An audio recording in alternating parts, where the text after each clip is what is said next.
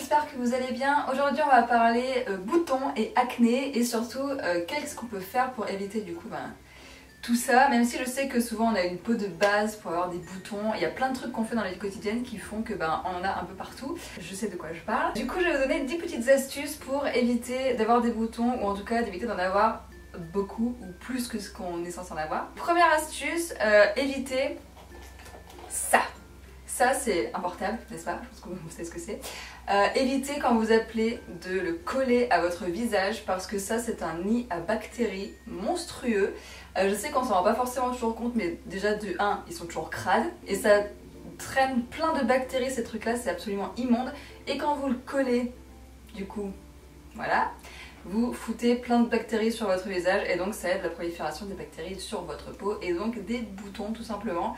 Donc c'est vraiment pas le truc à faire. Moi je me rends souvent compte, je l'ai souvent de cette oreille là et c'est souvent là par exemple que je vais avoir plein de petits boutons qui se propagent. Donc du coup évitez de faire ça, prenez un kit main libre ou appelez comme ça. Voilà. C'est un peu ridicule mais bon, c'est le truc à faire pour pas avoir de boutons. Deuxième astuce qui va pareil avec le transfert de bactéries, évitez de toucher votre visage avec vos mains. C'est pareil, les mains elles sont toujours ultra sales, on s'en rend pas forcément compte. Même si vous lavez souvent les mains, vous avez toujours des bactéries etc. qui peuvent se transférer parce qu'on touche à tout, ne serait-ce que de prendre les transports en commun, de s'accrocher à la barre, vous avez plein de petites bactéries sur les mains, il suffit qu'on se touche le visage, qu'on se gratte, des trucs comme ça, et c'est une catastrophe. Pareil sous les ongles, on a tendance à avoir plein de petites saletés, donc si vous grattez ou quoi, vous transférez encore des bactéries sur votre visage, c'est une horreur. Et ça aide à proliférer, voilà, pour les boutons, etc. Donc surtout, ne touchez pas votre visage, c'est super dur. Je sais plus combien de fois on touche son visage par jour, je sais qu'il y avait genre un truc qui avait été fait sur ça, et c'est genre énorme, et on s'en rend pas toujours compte, donc voilà, essayez de faire attention et de limiter si possible, même si voilà, je sais que c'est pas facile. Troisième astuce, il faut apprendre à se détendre parce que le stress a tendance à faire ressortir des boutons chez certaines personnes, moi je sais que ça peut m'arriver, du coup il faut vraiment apprendre à se détendre. Moi je fais du yoga le soir par exemple pour me détendre un petit peu, ou du sport ou ce genre de choses, ça aide vraiment pour s'endormir. Après bon voilà, on a parfois des vies plus ou moins stressantes ou des moments de notre vie plus ou moins stressants et à ce moment là, pouf, plein de boutons. Donc essayez de juste vous détendre, je sais que c'est pas facile, c'est l'astuce un petit peu, enfin le conseil un peu ok c'est cool mais je fais comment. Donc voilà, vous pouvez faire plein de trucs, j'avais fait une vidéo sur comment se détendre, 10 conseils anti-stress etc. Je vais vous la mettre dans la barre d'infos si ça vous intéresse, vous pourrez aller voir ça. Pour avoir une belle peau aussi, il faut manger mieux. Il existe une carte du visage qui en fait parle un petit peu de l'apparition des boutons selon les zones et ce que ça veut dire. Et il me semble que si vous avez des boutons par ici, c'est souvent que on mange gras en fait, qu'on mange pas bien. Beaucoup boire aussi ça aide, notamment alors pour l'organisme à se nettoyer etc. Boire beaucoup, rester hydraté c'est important, au moins 1,5 litre d'eau par jour. Je vous avoue j'ai du mal à respecter ce truc.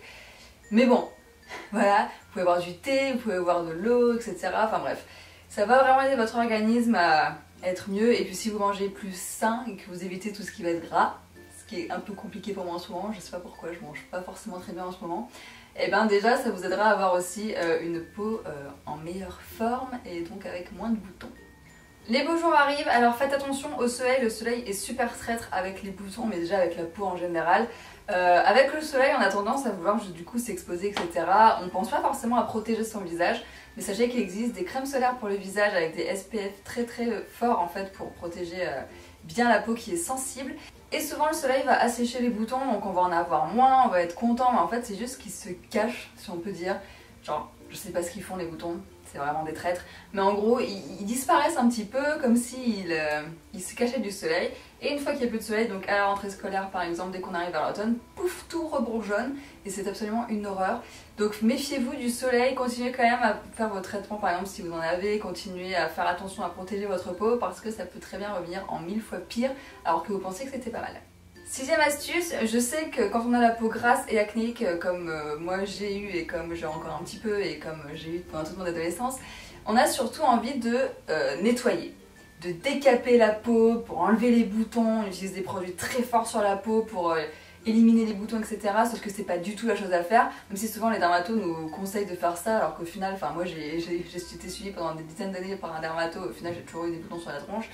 Évitez de trop nettoyer votre peau avec des produits très forts. parce que plus vous allez nettoyer votre peau, plus vous allez mettre des produits asséchants, etc., plus votre peau va se sentir agressée et plus elle va réagir. Et en réagissant, déjà elle va être sensible. Elle va produire encore plus de sébum, donc vous allez avoir la peau encore plus grasse. Qui dit plus de production de sébum dit des pores qui vont se boucher et des boutons qui vont apparaître et des points noirs. Donc c'est pas du tout la chose à faire. J'ai sorti ma nouvelle routine en fait pour le visage naturel, etc., qui a énormément aidé ma peau acnéique et grasse. Donc je vous invite vraiment à aller la voir. Mais en gros, une lotion le matin c'est très bien. Et vous faites un bon nettoyage le soir après votre démaquillage pour la libérer de tout ce qui peut boucher les pores, etc., pour qu'elle respire pendant la nuit. Une huile d'aloe vera ou un gel d'aloe vera ou une huile de jojoba. Voilà, nourrir et réhydrater la peau, l'apaiser, etc. Et vous êtes bon. Voilà, ne pas trop abuser. En parlant d'huile, je vous ai dit l'huile de jojoba, mais je vous la recommande à 1000% pour les peaux grasses et acnéiques. C'est une peau absolument géniale. Elle est quasiment... Enfin, sa composition est quasiment proche de celle du sébum de la peau, du coup elle est parfaite pour les peaux, la peau du visage et le cuir chevelu, elle est géniale. Elle va faire une couche protectrice autour de votre peau, du coup votre peau va se sentir protégée, c'est le but. Et elle va créer beaucoup moins de sébum, qui dit moins de sébum dit du coup moins de peau grasse et moins de boutons, parce que moins de pores bouchés, etc. Donc c'est vraiment une huile de folie que je vous recommande à 1000%. Vous pouvez en trouver un petit peu partout, après il faut bien la choisir. Choisissez-la pressée à froid, c'est mieux.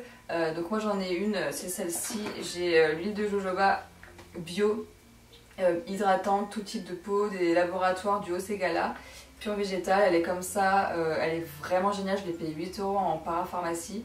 Je vous la recommande vraiment. Après j'en ai pas testé d'autres pour l'instant, j'ai que celle-là, mais celle-là est déjà très bien je trouve. Mais vraiment l'huile de jojoba je vous la conseille à 1000% pour les peaux comme ça parce que c'est vraiment génial. Pour rester dans les produits naturels, vous pouvez aussi appliquer du citron sur vos boutons pour les assécher un petit peu et ça purifie, etc. votre peau, donc ça va aider à se débarrasser des petits boutons qui vous embêtent. Donc vous coupez un citron en deux et vous venez frotter un petit peu. Je vous conseille pas forcément de le laisser très longtemps, après il y a des peaux qui sont très sensibles qui vont du coup réagir pas forcément très bien. Mais c'est quelque chose que vous pouvez faire si vous voulez rester dans les produits naturels. Sinon, vous pouvez toujours appliquer du Curaspot par exemple, c'est ce que j'ai moi, sur les boutons quand vous commencez à en avoir, etc. Vous en mettez un tout petit peu sur les boutons, vous laissez poser 5 minutes et vous rincez. Et après vous mettez votre huile, etc. de jojoba. Et ma foi, c'est très bien. Et ça évite d'agresser toute votre peau parce que ça sert à rien de mettre une crème anti-acné sur tout le visage alors que vous avez que des petits boutons. Enfin, vous avez quelques boutons, il vaut mieux cibler en fait pour éviter d'abîmer trop la peau. Ensuite, je vous recommande de pas non plus trop abuser des gommages, mais vous pouvez en faire un par semaine. Moi, il y avait un gommage que j'aimais beaucoup, c'était le Saint-Yves, que j'avais du coup ramené de New York et que j'avais il y a genre 1 an ou 2 et que j'avais réutilisé du coup. C'est un petit gommage à l'abricot en fait et il est vraiment génial. Il gomme super bien la peau, c'est un gommage qu'on sent, on sent qu'il est efficace, en même temps il est pas trop agressif, vous voyez ce que je veux dire? Donc je vous le recommande aussi pas mal. Vous avez plein de gommages après qui sont naturels, etc. Vous pouvez même en faire vous-même du gommage. Voilà, une fois par semaine, c'est pas mal de quand même aider votre peau à se débarrasser des impuretés, de libérer un petit peu les pores, d'enlever les peaux mortes, etc. Et de repartir sur une bonne base pour le reste de la semaine. Et enfin pour terminer, je crois que je vous en ai déjà parlé plusieurs fois, mais je vous invite à acquérir une thé d'oreiller en soie. Je sais, ça paraît ultra bizarre, mais en fait la soie a pas mal de propriétés, j'en avais fait d'ailleurs, j'en avais parlé dans un article sur mon blog, mais la soie a pas mal de propriétés en fait pour la peau et les cheveux. Déjà elle absorbe pas, donc tout ce qui va être crème, huile, etc. ça va pas être absorbé dans la soie. Et puis elle est très douce en fait, elle permet de régénérer aussi la peau, elle permet de ne pas abîmer les cheveux pour pas qu'ils s'en mêlent, etc. Et ça va éviter du coup de développer plus de boutons que par rapport à une thé d'oreiller en coton en fait. Elle a des propriétés aussi où elle lutte contre les bactéries, etc. Donc bref, ça veut pas dire qu'il faut pas la laver, hein, mais vous pouvez la laver régulièrement. C'est plus d'entretien qu'une housse normale, mais par contre c'est vraiment génial et moi je peux plus me passer de cette thé d'oreiller. Enfin, même quand je dors sur une thé d'oreiller en fait en coton normal, j'ai l'impression que ma peau développe des boutons en fait. Je crois que je supporte plus, c'est très doux pour la peau, c'est génial. Franchement j'adore, je ne dors plus que sur ça. La mienne vient de la marque Silkin, donc on me l'avait envoyée. Je vous avoue que je connais pas trop les prix, mais vous avez un peu toutes les gammes de prix. Forcément, plus la soie est de qualité, plus c'est cher, c'est logique. Mais c'est vraiment génial pour la peau et les cheveux. Voilà. Moi, ça fait plus d'1 an maintenant que je l'ai la mienne et franchement, je ne m'en passe plus. Voilà. Donc voilà pour cette vidéo, j'espère qu'elle vous a plu. Si elle vous a été utile, n'hésitez pas à la partager pour qu'elle soit utile peut-être à d'autres personnes. N'hésitez pas à commenter cette vidéo et à me dire si vous avez des astuces également anti-boutons. N'hésitez pas à vous abonner si ce n'est pas encore fait, je vous invite à aller voir mes autres vidéos et mon blog. Et voilà, je vous dis à très bientôt dans une prochaine vidéo.